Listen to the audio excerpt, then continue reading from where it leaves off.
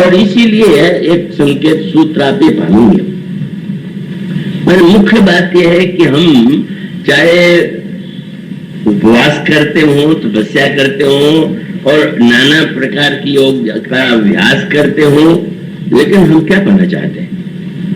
इसलिए आप ये पाएंगे कि जब सुग्रीव ने भगवान से कहा कि महाराज पहले तो राम बाली से मेरा विरोध था, पर अब मुझे तो लगता है ये संसार मिथ्या है और उस संसार में क्या रखा है, इसलिए मैं यही चाहता हूं कि सब कुछ छोड़ के आपका भजन करूं।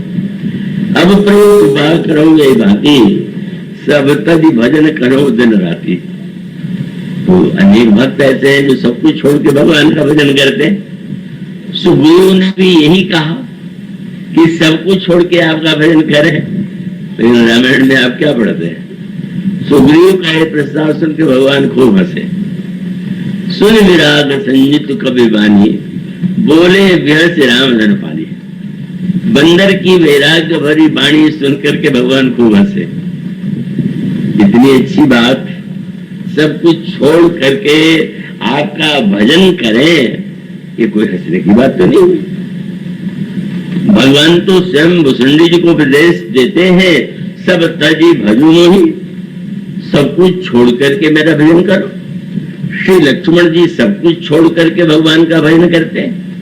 तो ऐसी स्थिति में भगवान से जब सुग्रीव ये कहते हैं कि सब कुछ छोड़ के भजन करे, तो इतनी हंसी की बात है। उसका अभिप्राय है कि जैसे आप पूजा के कमरे में बैठे हुए हो और आपका कोई बच्चा वहां के बैठ जाए बगल में आपके, और आप जो जो करें उसका नाटक उतारने लगे। आप प्रणाम करने के लिए उंगली रखें तो भी नाक पर उंगली रख ले, आप आंख मूंदे तो आंख भी मूंद ले, और जरा सा बगल में आपको दिखाई पड़े तो आपको हंसी आएगी नहीं रहेगी। तो जानते हैं बच्चा तो केवल नकल कर रहा है, उस बेचारे को क्या पता है कि प्राणायाम क्या होता है, उसका लक्ष्य क्या है। तो मानो सुग्रीव की बात सुन के भगवान को हंसी आ गई। बोले विरागी की भाषा तो बहुत बढ़िया बोल रहा, याद तो बहुत बढ़िया पाठ कर लिया। उसे चलो उसे पूछ लिया जाता है, पूछा जाए भगवान कहाँ रहते हैं? बोले सब जगह रहते हैं। ये सब जगह रहते हुए जो आप कह रहे हैं, ये जाना हुआ सत्य है कि तोते की तरह रटा हुआ वाक्य? उसका वो उत्तर यही है कि अपने में दिखाई नहीं दे रहे हैं, सब जगह कहाँ दिखाई देंगे, पर हम उसको दोहरा देते हैं। पर भगवान यह बताना चाहते हैं कि तुम जो बात कहते हो तो क्षण भर के लिए तुम्हारे मन में एक उमंग आ गई, लेकिन तुम अपना स्वभाव नहीं बदल पाओगे। जब उन्होंने ये कहा था कि बाली तो मरा बड़ा हितैषी है, तो भगवान ने कैसा खेल कर दिया कि सुग्रीव और बाली जब लड़े और बाली ने सुग्रीव को प्रहार करके भगाया, तो सुग्रीव ने आकर प्रभु को उलाहना दिया कि आपने तो एक ही बाण में मारने के लिए कहा था, पर मैं पूछता रहा और आप देखते रहे। तो भगवान ने मुस्कुरा करके कहा क्या बतावे, एक रूप तुम भ्राता दो, तुम दोनों भाई एक जैसे लगे। मानो अभी थोड़ी देर पहले तुमने कहा था कि शत्रु मित्र में कोई भेद ही नहीं, तो जब तुम में भेद नहीं है तो मुझ में भेद कहां से आवेगा? और तब सुग्रीव ने कहा महाराज वो नकली वाक्य कह तो दिया था, पर सच यही है, और वो सच यही है कि आप बस मैं जो कहा रघुबीर कृपाला, बंधु न होए मोरिया काल, मेरा भाई नहीं है काल। भगवान ने कहा अब तुम वो बोले जो तुम्हारी भाषा है और जो तुम्हारे जीवन की स्थिति है। और इसे सुग्रीव ने सब कुछ छोड़ के भजन के लिए कहा, तो भगवान ने कहा नहीं भाई सब छोड़ो मत, जो तुम्हें नहीं मिला है वो भी मैं तुम्हें दूंगा। तुम्हारा राज्य अगर छिना तो राज्य भी दे रहा हूं, पत्नी से तुम्हारा वियोग हो गया तो उससे मिला रहा हूं, लेकिन बस एक बात का ध्यान रखना। और वो क्या? तुमने यही कहा कि अब राजा बनाऊंगा, तो मैं थोड़ी कहूंगा कि तुम 24 घंटे मेरी सेवा में रहो। राजा बनाया जाएगा तो तुम्हें राज्य भी चलाना है, पत्नियों के साथ भी तुम्हारा एक व्यवहार स्वाभाविक ही है। पर दो बातें तुम मेरी ध्यान में रखना, और वो दो बातें ये हैं कि अंगद सहित करे हूं तुम राजू, लेकिन संतत हृदय धरे हो मम काजू। अंगद से मिल करके अंगद से बुरा संबंध न मान लेना कि बाली ने जो अंगद के पिता हैं तो वो अंगद युवराज बना दिया गया, वो भावना तुम छोड़ करके तुम राज्य चलाओ। लेकिन सूत्र वही, भोगों में मैं नहीं कहता कि भोगों को न भोगो, मैं नहीं कहता कि तुम राज्य को न चलाओ, लेकिन इस बात को मत भूलना कि संतत हृदय धरे हो मन काज।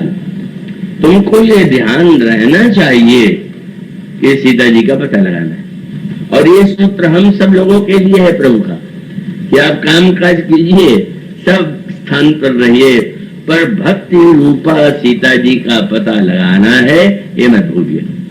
बस ये भूल जाए अगर, तो त्याग करके आप भूल गए तो क्या, और त्याग के अभिमान में भूल गए तो क्या, और भोग की आसक्ति में भूल गए तो क्या। अपराध भूल जाना है। और इसीलिए आप ये देखते हैं कि सुग्रीव ने प्रभु के इस वाक्य को भुला दिया, और फिर प्रभु को वह नाटक करना पड़ा, और उस नाटक को विस्तार से ये रखने की आवश्यकता नहीं है।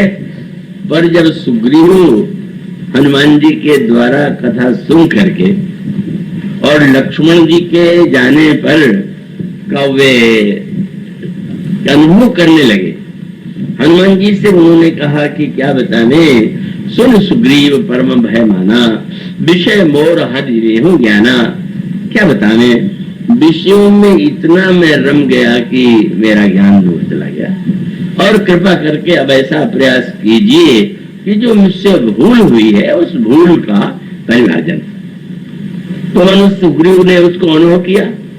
पर विचित्र बात कब हुई, जब सुग्रीव आए तो डरते डरते आए कि प्रभु फटकारेंगे और पूछेंगे कि बड़े त्यागी बनते थे, मुझसे मिलने के लिए भी तुम्हें समय नहीं मिला।